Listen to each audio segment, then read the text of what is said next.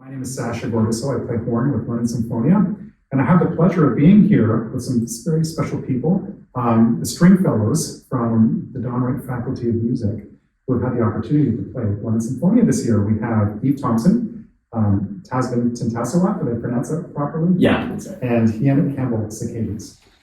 Hope I pronounced that. Yeah, Janet. Excellent. It's okay. And so this is a really wonderful opportunity for our students at Western to be in a professional setting. So maybe explain to me how you guys were chosen for this opportunity.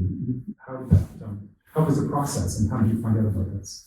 So we actually were all sent an email around, I would say mid-August to late August, about an audition coming up in early September to be one of the fellows for the Symphonia. And I thought that it would be a great opportunity for me to experience what a professional audition would be like, because I have never done a professional orchestral audition before in my life. Wow. So it was pretty intense. I was kind of surprised to see that it was a blind audition. And of course, that was very intimidating for me. I thought it was definitely an interesting experience, definitely nerve-wracking, but obviously worth it because I get to be here with you guys. Amazing. Yeah, how about you? Have you done an audition like this before? I've done a couple of, not many, but a couple of blind auditions before, so I was used to the concept of having a blind audition, which I think is great because the process is more, more fair, because the judges don't get to see anyone, and you just listen to the music, which is actually the best thing in my opinion. But yeah, it's definitely, orchestral auditions are not the most natural thing, because we don't get, in our training, we don't get prepared to do this type of thing, play behind a screen and play only excerpts on your own from the orchestral repertoire. Mostly we play pieces with piano alone, but pieces that are designed to be played in this way, not just a random, the most tricky part of an orchestral work. So it's definitely one goes through some stress preparing for audition, but as Eve was saying, it's definitely worth it. It prepares you for, it helps you to get to know yourself better in this type of situations. Prepare yourself not only technically in terms of expressivity with your instrument, but you also have to learn how to control your body, your emotions in that moment. And how to prepare yourself, like in the days prior to the audition, how to create a practice routine that it's going to take you to a successful experience in the end. So yeah, I had a very great experience, and I appreciate it. And as long as the London Symphonia is doing the auditions, I think I will continue to do it regardless of the result, because it's just a great exercise for preparing for professional auditions. Yeah. You talk about preparing yourself in the days leading up to, so obviously you're preparing yourself musically.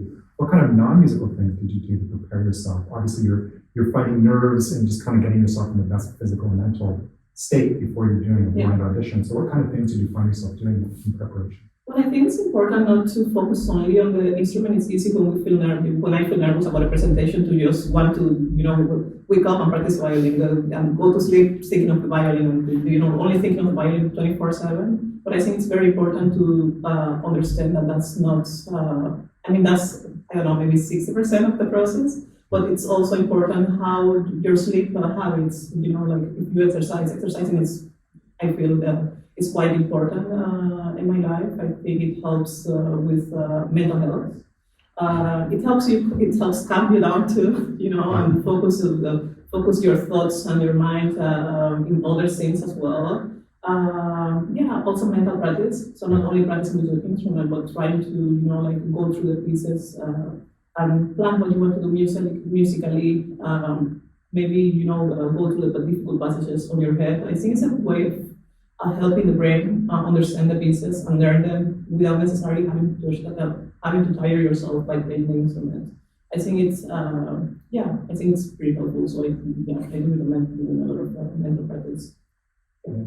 Great. Tasman, how about yourself? Is this your first time doing a blind audition, or? No. So I've done other blind audition before, but it's more for like youth orchestra level, so not at like professional level. I would say London Symphonia is definitely the first professional orchestra blind audition experience I did. Did it feel very different from the other experiences you had? Oh, it's definitely way more nerve-wracking for sure. But it's also a great experience because this is definitely not going to be like the only few time I have to do it in my life, because after that I have to like go audition to like other professional orchestras. So it's a good experience to have. Yeah. So how has it been different playing in a school ensemble versus playing in a professional ensemble? What is there anything that surprised you that's different that you were not expecting? The kind of difference between, say, being in a school orchestra and then going to a professional orchestra. What are some of your thoughts on that? Yeah, I mean, I would say that there's a world of difference between our school orchestra here at Western and a professional orchestra. Of course, they serve very different purposes. Our school orchestra is here for us to learn, right? For us to grow as musicians. We have a lot more rehearsal time at school orchestras. You know, we can work on a program for months even before the actual concert. But in a professional setting, you may only get like 2 or 3 rehearsals before you have to go and play it. And I think at first I don't know if I was fully used to that. So it was definitely an adjustment that I had to make to learn my music quickly, and to be ready to perform something within a weekend was definitely an adjustment. Yeah, and of course being able to play with people of such a high caliber and to be able to learn from them, I think is also something that was unique in that regards. So what's changed for you after playing at several concerts with London Symphonia? How do you find your own? Has it changed your practice habits or preparation habits? How has that changed how you are as a musician? Oh, I mean, I think before I came to London Symphonia, I think in general, I would say that I was less experienced with the professional world. I had a lot less connections with professional musicians. And then after London Symphonia, I was able to meet people of a higher caliber who were able to explain to me what the standard is more and more for a professional setting. Like I've learned how to, just specific things about, how to follow different conductors each concert and how to follow the soloist and be able to work with a colleague, side by side and discuss notes and stuff like that. I feel like that has really improved with me as a musician. Another thing I think, of course, is just in general, my ability to learn music quickly has really improved because there's so many concerts and because you have to learn the music so quickly. I think that has really helped me be able to just pick stuff up quicker than I did before I came here. Yeah. That's wonderful. Yeah, I'm glad that it's amazing to have an experience while you're still in school to kind of set a foot outside of school and kind of in a safe way to kind of experience a professional kind of scenario and with the support around you, but still got the reality of the tighter deadlines and kind of showing up maybe more prepared than you might be used to sort of in a setting, and then kind of knowing that the concert's 2 days away from, or 3 days away from the first rehearsals is something that can be a little bit shocking when you're a young musician to have embarked on a professional career. Now, again, you mentioned that you've done some more auditions. Have you played in professional orchestras?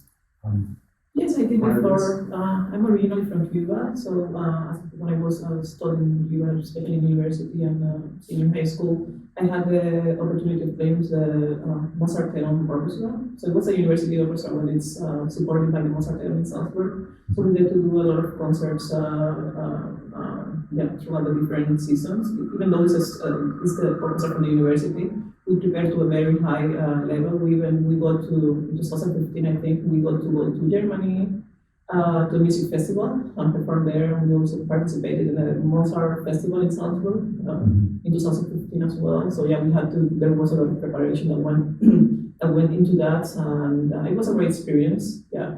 And I've also played in Cuba with the National Symphonia Orchestra. Yeah, I played with them for a while. And then here in Canada, I played with the Newfoundland Symphony Orchestra.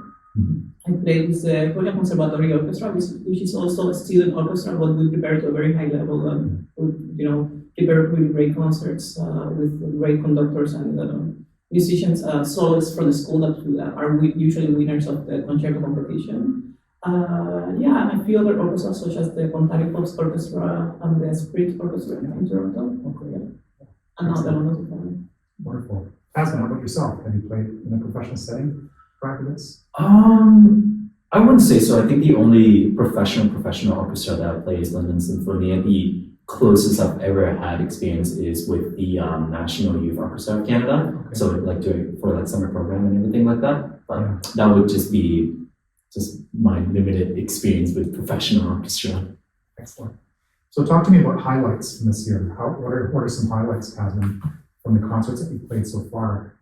Oh, definitely the opening concert of this season, because I am a huge fan of Beethoven 9. Yeah. And that was kind of like one of the dream piece. So when they announced that they're gonna like have a whole choir in the balcony and then us playing, I kind of like thanked them. It's like, no way, we're playing Beethoven 9. So that was really cool. I think that was definitely my highlight, just like because of the repertoire itself. And then I think even the audience also like made like a huge deal out of it too, because the orchestra was like, oh my goodness, it's Beethoven 9. And then the audience is, oh my goodness, it's Beethoven 9. So Yeah. I think that concert definitely was a highlight for me.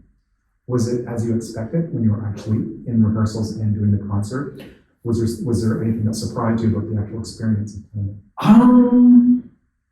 I think it's pretty much as I expected. The only one that kind of like caught me off by surprise is because with the symphony there is also the choir part and the solo voice part too. So working with that with the orchestra was also a little bit different than like most of symphony rehearsal, but I thought it was really cool to see like a professional orchestra work with like professional vocalists. Yeah. So yeah. Yeah, it's an amazing experience, especially the first time. It's pretty overwhelming. Yeah. To deal with that. Yeah. How about yourself? Is there any highlights or anything in particular? What was this year for me? It's I enjoy very much playing the London Symphonia, and for me, I feel that every concert is a highlight. Yeah. Because there is so much They're variety. different. There is so Very much variety in every concert. They are all different. So I get to enjoy all of them. For example, like, as Sasha was saying, the concert where we played the Ninth Symphony with Matthias, conducted by Matthias. That concert was amazing. I wasn't playing the orchestra at that time. I wasn't able to play that first concert, but I was in the audience, so it was great to get to experience the orchestra playing from the audience perspective.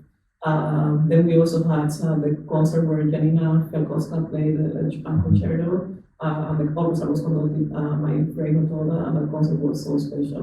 Janina's interpretation was so touching. The audience and the musicians playing, we were in awe of her performance. It was a very special performance. And there is so much variety. Also, we don't only play classical music. There is also concerts where we play jazz music or pieces that are more within the pop music world with great artists as well. For example, we had I think it was the last concert where we played with Bo Dixon and some incredible singers that prepared this concert with music composed by Black artists. And it was such a moving concert. The audience loved it. The singers were amazing, and it was a very moving concert about Black history. And it was. So all of these concerts for me have been very special. So I don't really have one that I could say this is the best. I think that all of them are great. Fair enough. Yeah. Eve, how about you? Was there anything that stood out, or anything in particular come to mind from the concerts you played this year? I mean, honestly, I loved the Freedom Legacy and Sound of Black Music concert, like you just mentioned. Definitely a highlight for me. Of course, the Ninth stood out to me as well, being my first professional orchestra concert and being just surrounded by so many musicians. That was such an incredible experience, and I definitely think I'll remember that for the rest of my life. But of course, the Freedom concert was just another level of like fun. Like I remember having so much fun just playing in that. Yeah. And just the incredible vocalists, like they were all so amazing. And anyway, I just could go on and on. It was so much fun. So how about the final concert on April the 6th, Tasman? Are there any things in particular that you find challenging with this particular concert, or what are you looking forward to? Which piece are you looking forward to the most? Definitely the Dvorak 8. So that was the symphony, the very last symphony that I played with my youth orchestra in Nova Scotia before I moved here. Yeah. So that symphony has a very special place in my heart, as it was the very last concert we played with our music director who worked with us for 10 years. Oh, wow. So, so we played that in youth orchestra. So now I'm very, very excited, a little bit scared, but optimistic to have this experience with a professional orchestra, and I want to see like how much they can elevate that piece even more, even further level. Yeah. Excellent. So for students who might be considering the fellowship program, what advice do you have for students that may be thinking about trying out for this in the future? Do you have any advice? I think to not be afraid and to try, I think that for every, I like to say that the limit is the sky, so to not be afraid to just try it. It doesn't matter what the result is, whether you get in or not, it's always a great experience. So that's one of the things I would recommend. And I would also recommend, like when, for example, when playing in the school orchestra, in the Western orchestra, to continue to prepare well for the concerts, because that's going to prepare to help you then when you're taking auditions and when you're going to play with a professional orchestra. I also think it's very important because sometimes when we are students, we don't realize that how important, especially playing in the university orchestra, which sometimes is way larger than, for example, than the London Symphonia. I feel the London Symphonia has maybe it's a smaller orchestra. So I think it's very important to, like, when you're playing in a section, for example, you sometimes play in the first violins or the second violins. If the number of people playing is small, I feel the level of preparation has to be extremely high, because you all have, if you are like 5 people, you have to sound like if it's only one person. So it's very important to listen, to the person next to you, to listen to pay attention to what the concertmaster is doing, or the principal of your section is doing, where they are playing, in which part of the ball they are playing, which stroke they are doing. So these are very small details that are so important, and that add so much to the final result of the interpretation. So I think that those are things that students can start to focus on when they are playing in a university orchestra, trying to improve those things and to be more aware of what everyone is doing in the orchestra. So that when they get to this setting, with a smaller orchestra, they are already prepared, and they know what to expect, and they don't get like, oh wow, I can I can hear myself, and it's so exposed. So yeah, I feel that would be a great thing to do and to focus on. Yeah, absolutely. Well, that's wonderful. I really, it's been wonderful having you in the orchestra for this year, and just filling up the string section. The strings have sounded fantastic. Thank you for having us. Yeah, it's been a pleasure, and we look forward to having the audience join us again on April 6th for some Dvorak, some Debussy, and some new music by Scott Good. So look forward to seeing you guys in a couple of weeks and making some beautiful music together. Yes. Take care. Thank you.